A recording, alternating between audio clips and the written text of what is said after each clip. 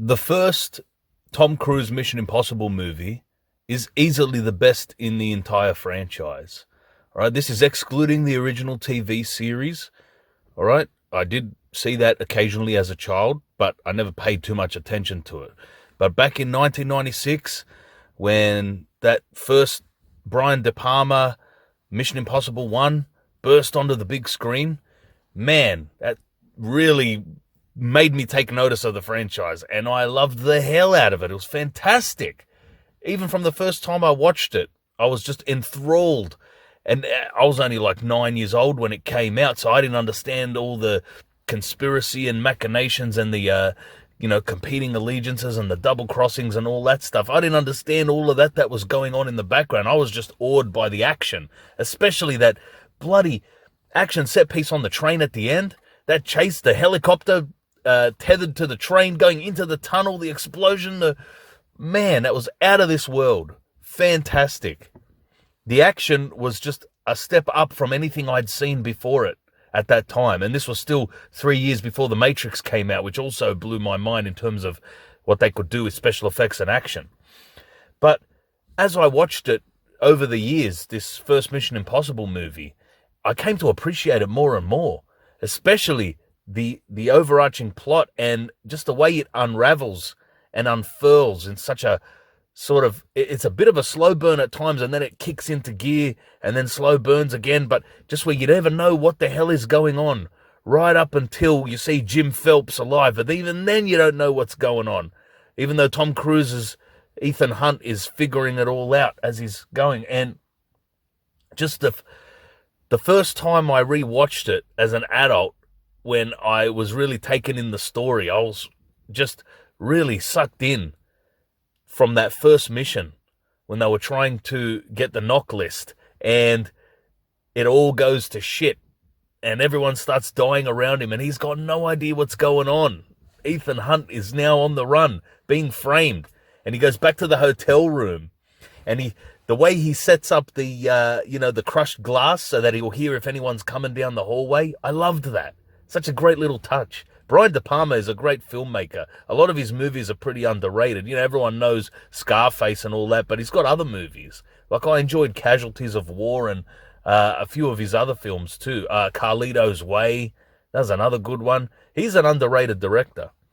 Anyway, that whole setup in the back at the apartment where he's slowly figuring out what's going on. Job 314, I think it was 314, and he figures out it's from the book in the Bible, Job, because he sees it on the bookshelf, and that's how he figured. That was Jim Phelps' unraveling, leaving that Bible there, and it had from the hotel that he had stayed at, and he had brought it with him.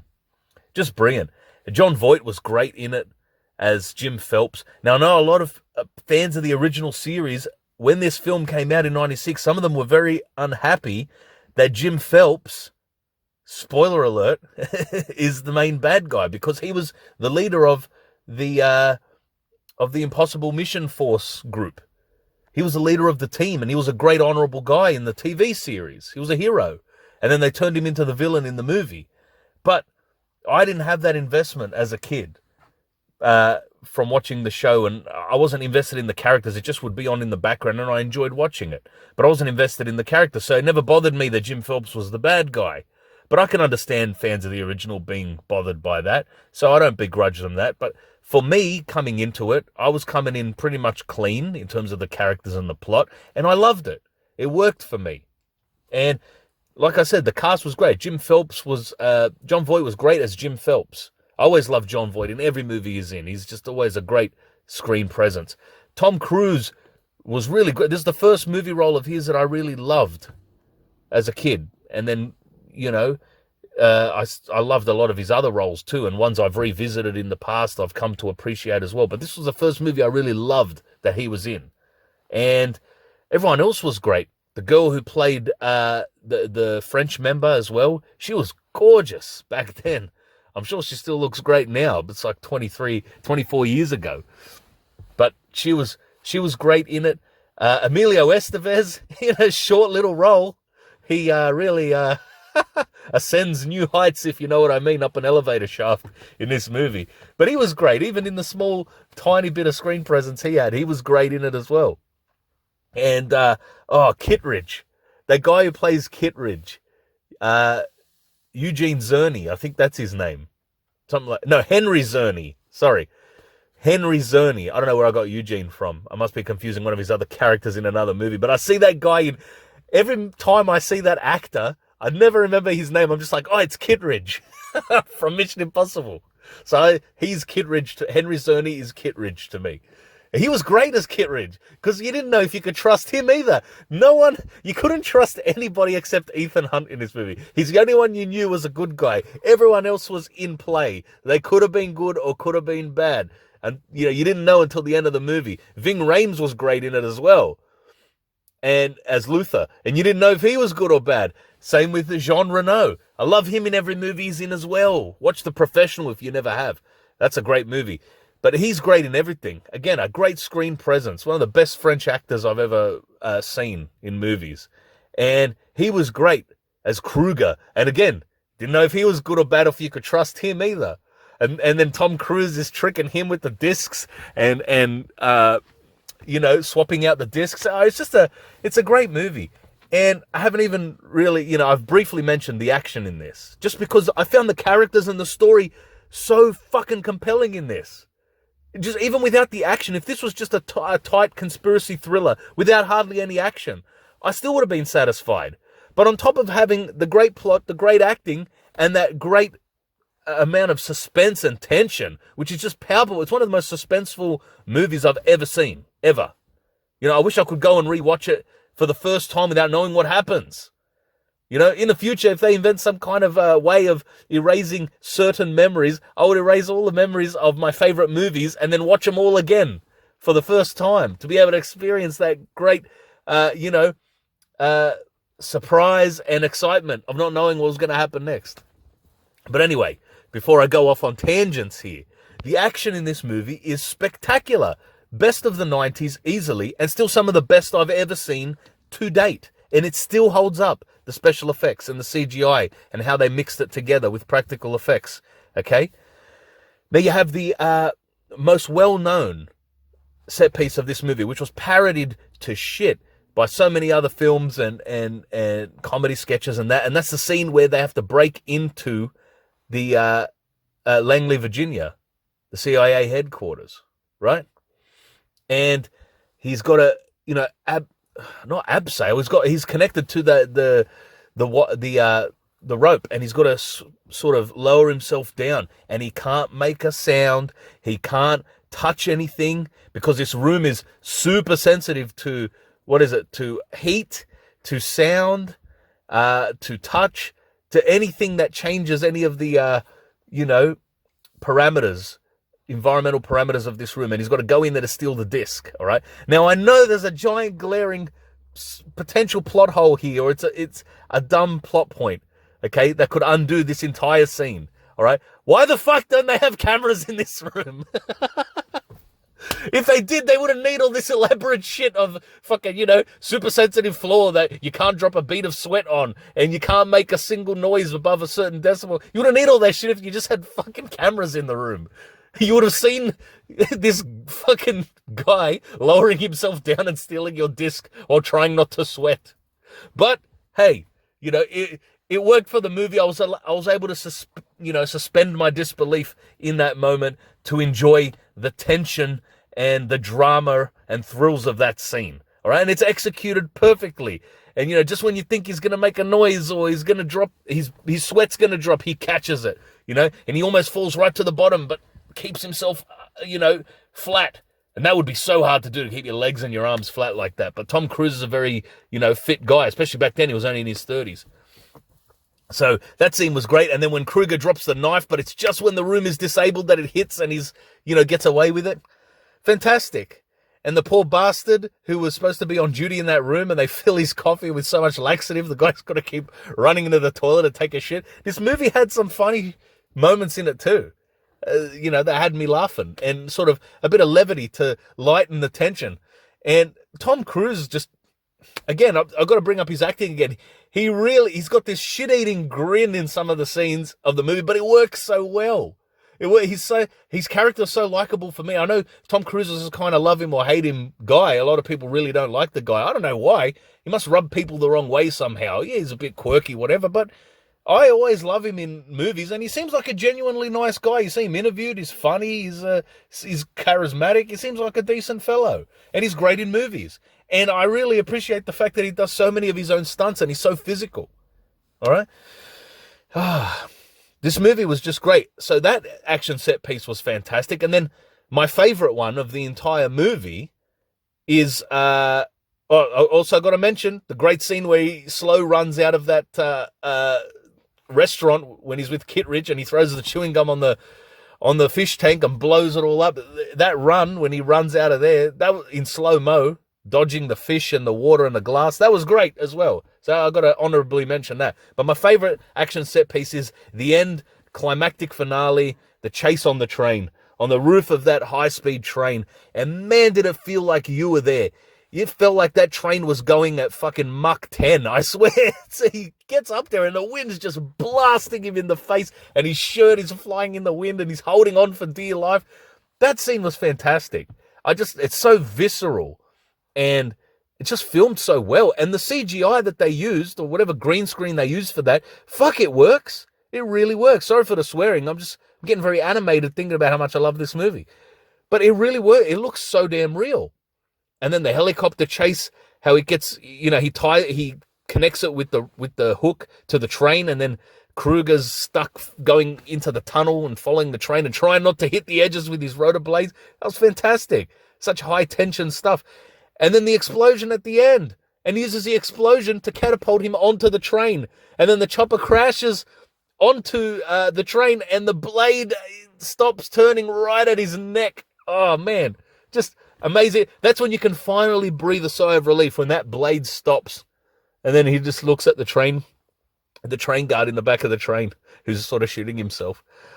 Just a great movie all around. I loved the double crosses. I loved the masks they used. That was sort of, that was real lifelike mask. And it's become a cliche now in the Mission Impossible movies of ripping off the mask. And it's not really, it's Tom Cruise or it's someone else.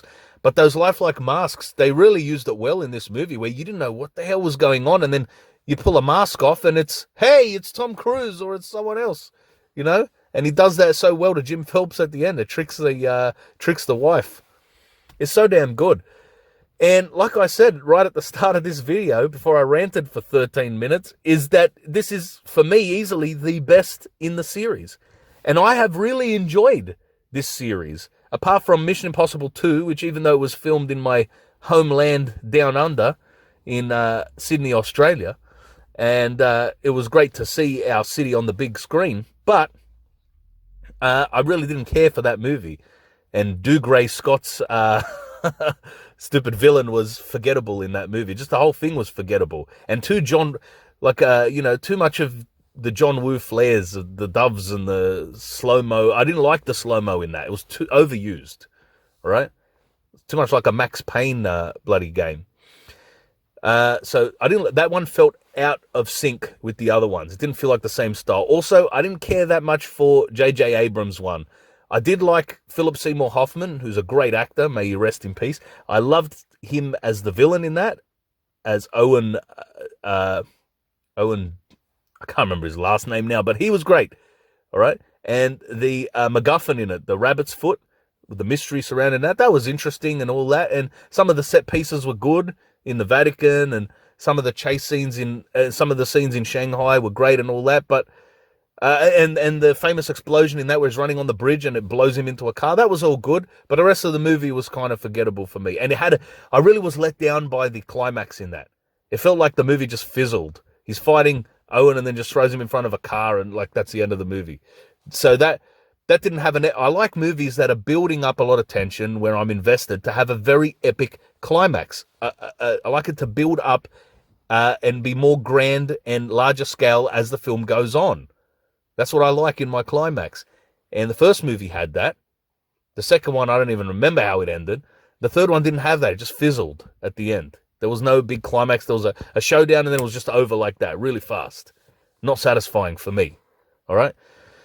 And then it sort of was languishing the series for a bit. There was nothing. And then it came back with Ghost Protocol.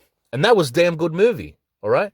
It didn't have the levels of intrigue and tension and, sucking me right in like the first movie did. But I still enjoyed it. I liked Jeremy Renner as a new introduced character. He was good in it. Alec Baldwin was all right in it as well. Tom Cruise, as usual, was great. The scenes with the Burj Khalifa were fantastic and out of this world. The action was great for the most part. Even the prison escape from Moscow was good. But like I said, it tried to have a bit of the twisty-turny, who can you trust, and all that stuff that's sort of become a staple of the series now. But it never was able to achieve what Brian De Palma did in the first one. Nowhere near it, okay? Oh, now that I remember, Vanessa Redgrave was great in the first one too. See, she was memorable in her small role as Max as well. She was great. Eating up the scenery, she was. Chewing it up. It was great. I love scenery chewing performances when it's in a good movie and it fits well with the character. If it's an over-the-top sort of larger-than-life character and then it works well. I don't like when it's really forced. And it wasn't in the first movie. Anyway, back to the series.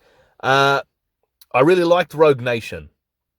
When I first watched it, I was like, all right, this is my second favorite in the series. And it probably still is. I really enjoyed that one. The sequence in the opera house was fantastic.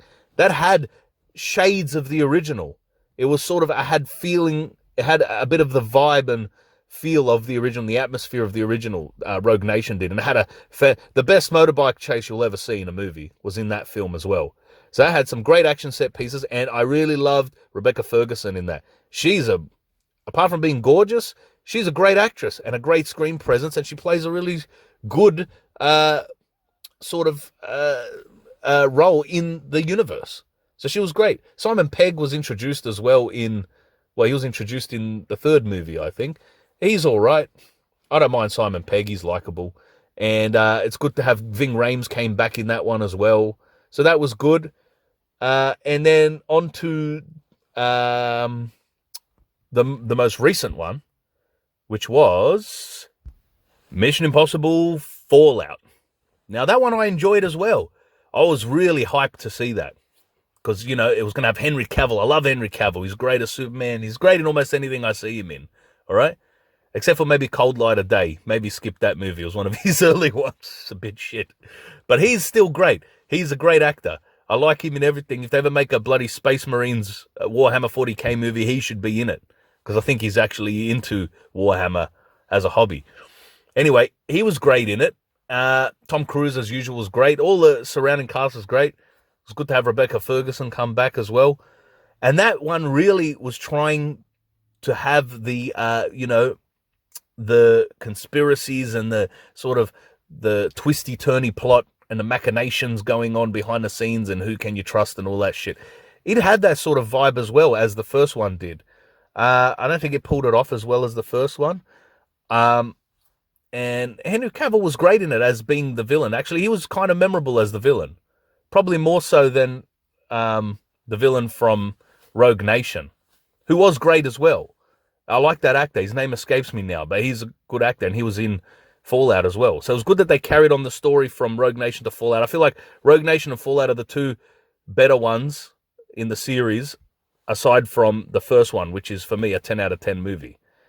The others feel like they're like 8 out of 10s. The bathroom scene in Fallout was great and all that. But easily, like I said, number one is the greatest movie in the franchise. I've pretty much reviewed the whole franchise here, even though I haven't gone in depth in the other movies.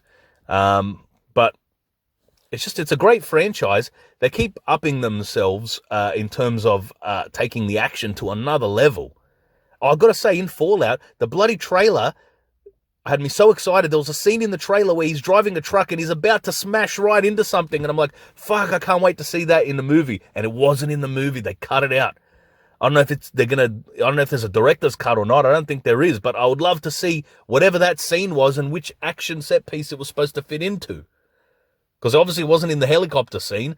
And I don't remember there being a big truck chase in that movie. So it'd be nice to see, that scene in the completed movie one day, maybe in a director's cut. But anyway, The franchise is great. They keep upping themselves, like I said. It's nice to hear there's another one, at least one more movie coming out, maybe even another one. Because what are we up to now? 1, 2, 3, 4 was Ghost Protocol, 5, 6. So 7th, and there should be an 8th as well coming out. It'd be nice to see him go to 10. As long as Tom Cruise is willing to keep working, and the guy's still got stamina. He's, in his mid to late 50s now, but he's still going strong. So God bless you, Tom Cruise, for keep pumping out these great entertaining movies. I feel like the golden age of his career is, almost happening right now, because he's putting out some great movies. What is it? Edge of Tomorrow was great. Oblivion was okay. I didn't love that movie, but Edge of Tomorrow was great. And his newer Mission Impossible movies are still pretty damn good. But, like I said, the whole point of this video is to reiterate the fact that the first one is the best.